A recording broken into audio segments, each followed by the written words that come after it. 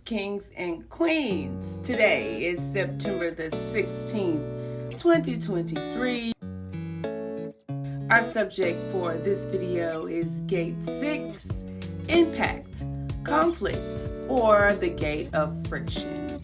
Listen, you don't want to go anywhere because I'm about to drop some gems, some knowledge, some wisdom, so stay tuned to the end.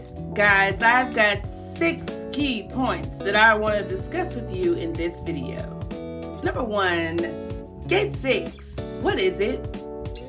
Number 2, our challenge for the week as we collectively experience Gate 6's energy. Number 3, our journal questions. Write them down, think about them, meditate on them, take a walk with them, or even discuss them with your friends.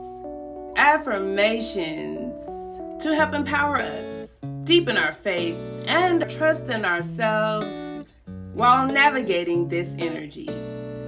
Number 5, emotional freedom techniques. This helps to break habitual programming that has been placed on us by society's conditioning. Number 6, I've got a bonus for you all that you don't want to miss, so stay tuned. I'm looking for my people. I'm looking for my tribe. I'm looking for those like-minded individuals who are on what I'm on. And since you've joined me here in this video, that means you are on what I'm on. So go ahead and hit that like and subscribe button and that notification bell so you won't miss any of our future human design exploration study videos. Before we deep dive, I want you guys to go ahead and grab your charts, grab your blankets, grab a cup of tea or beverage of your choice. If you don't have your body graphs, I've listed a few websites that you can go to get it. So right now, if you're looking at your chart and you're saying, I don't have Gate 6 defined in my chart, that is okay, because for the next 5 days or so, Gate 6's energy is available to all of us because we are in transition of it. Otherwise, the way that you'd be able to get Gate 6's energy is by coming into a person's aura with this gate defined. Then you're probably looking at your screen and saying to me, Faith, I have no idea who has this gate defined. The way that you'd be able to come into a person's aura with this gate defined is to go into a public place, like a mall food court, a library, a gym, a coffee shop, or any public place of that nature, and then possibly you'd come into someone's aura with Gate 6 defined. I, however, do not have Gate 6 defined in my chart. Gate 6 can be found in the solar plexus center. It connects Gate 59, the sacral center.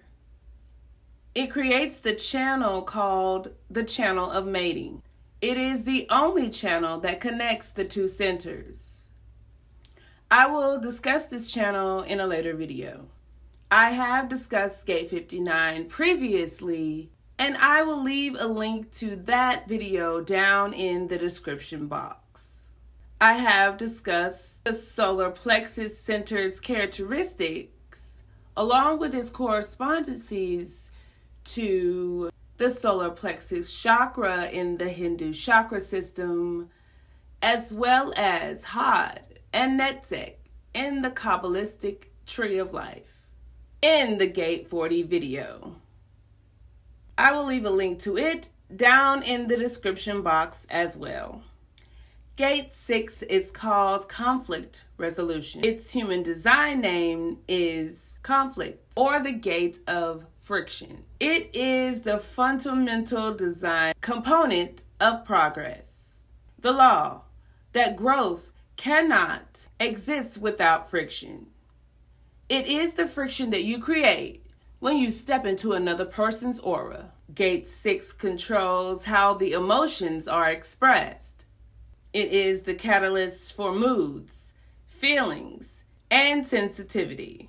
Gate 6 is the boundary between what is inside your body and what is on the outside.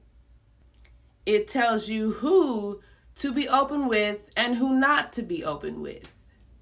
Its archetypical name is the peacemaker. On the positive end of the pole, human design gate 6 is the energy for using conflict as a doorway to inner peace. This energy transforms conflict into peace. Gate 6 understands that the individual, emotional stability and clarity creates stability and clarity in relationships.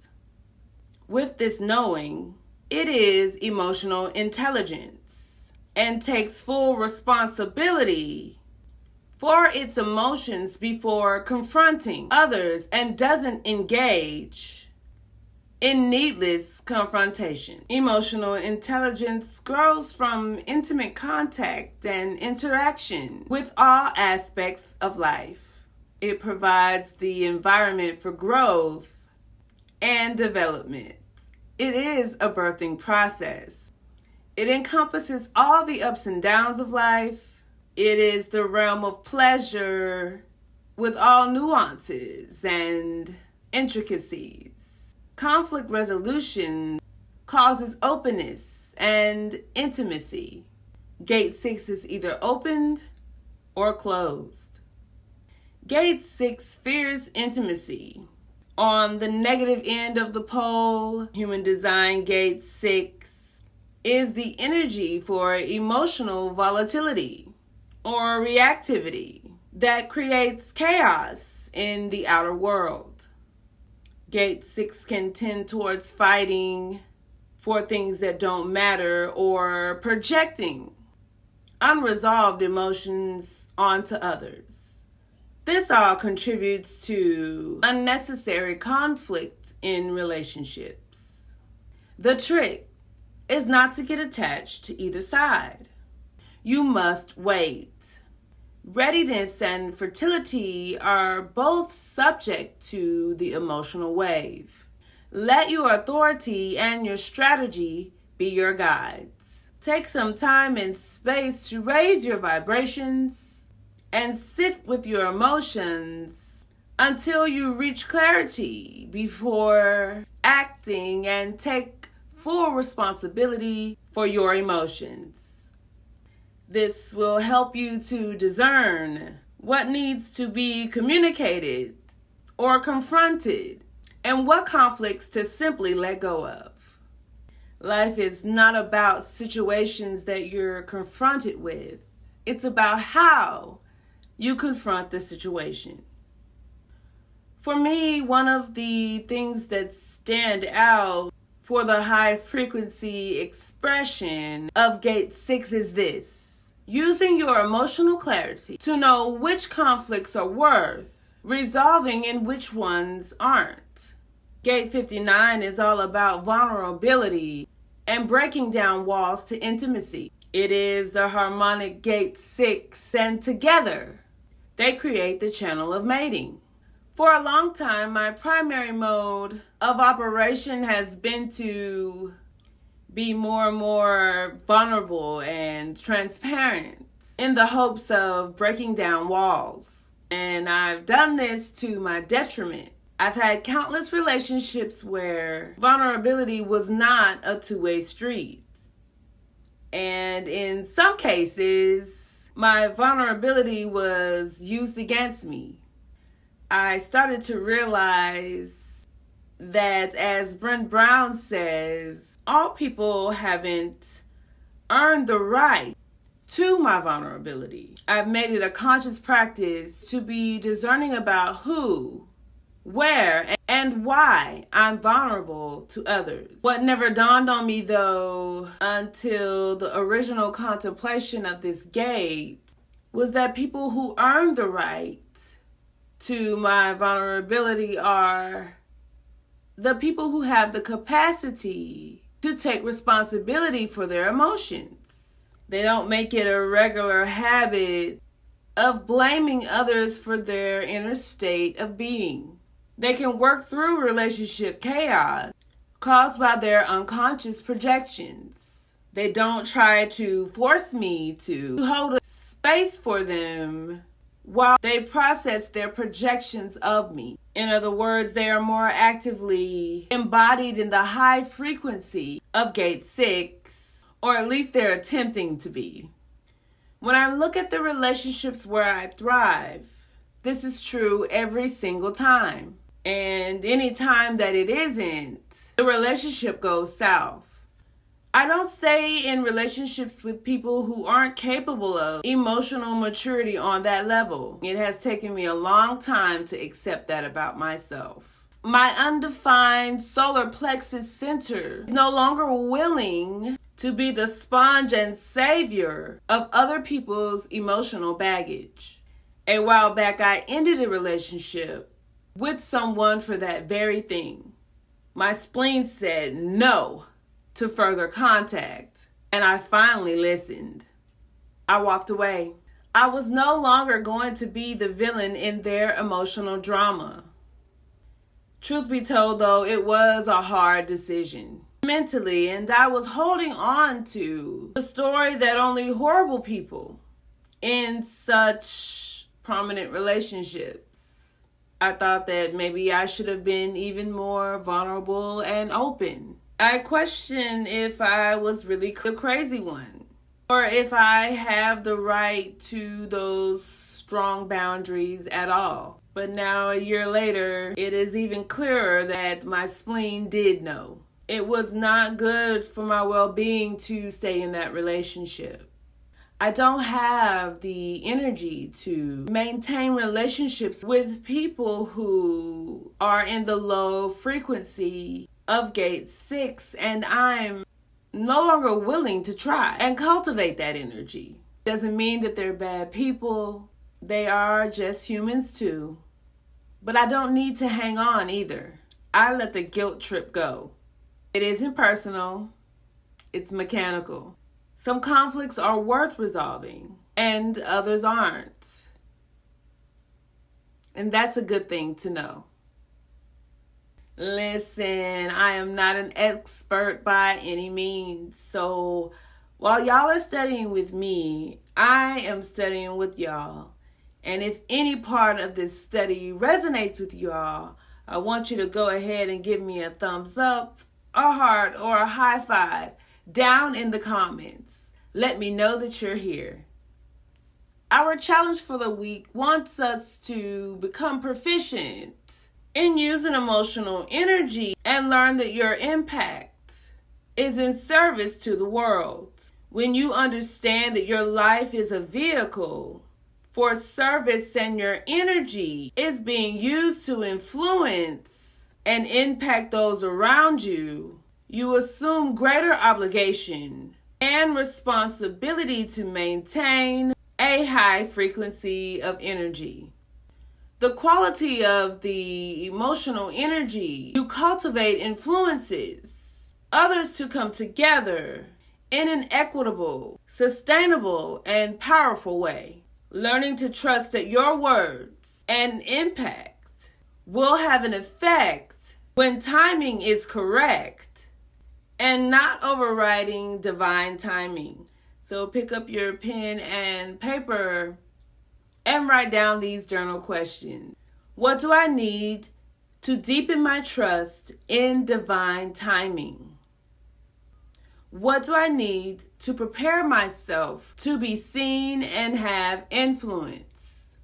What do I need to sustain my emotional energy, align with peaceful and sustainable solutions? How do I feel about lack? How do I feel about abundance? How can I create a greater degree of emotional abundance in my life and my daily practice? What patterns have you noticed in the conflicts that you experience in relationships? Do you depend on others to change before you can achieve emotional peace? How is that working for you? What would taking full responsibility for your emotions look like in your relationships right now? And how might that heal conflict If you've made it this far, that means you're feeling me. So if you haven't already, let me get that high five or that thumbs up down in the comments.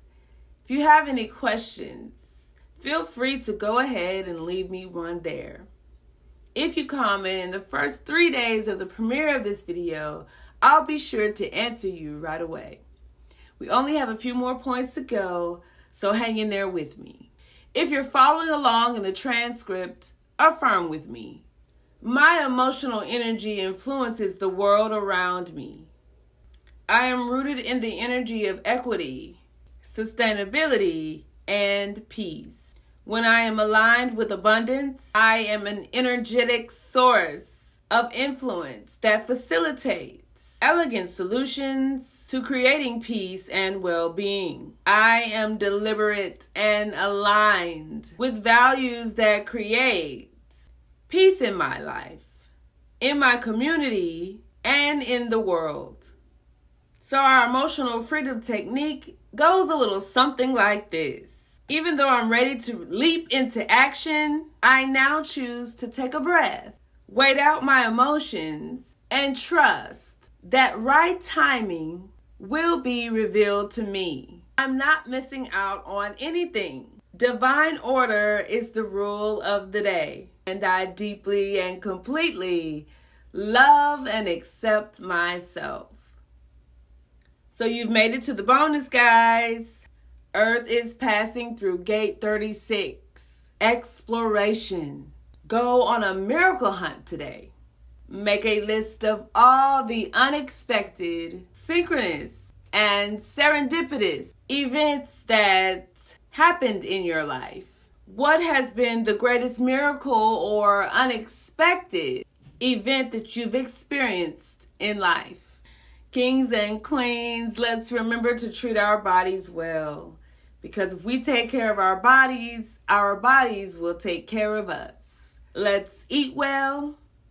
Let's drink 8 glasses of water every day. Meditate and journal at least once a day. In the morning when you wake up or at night before you go to bed. Let's exercise at least twice a week.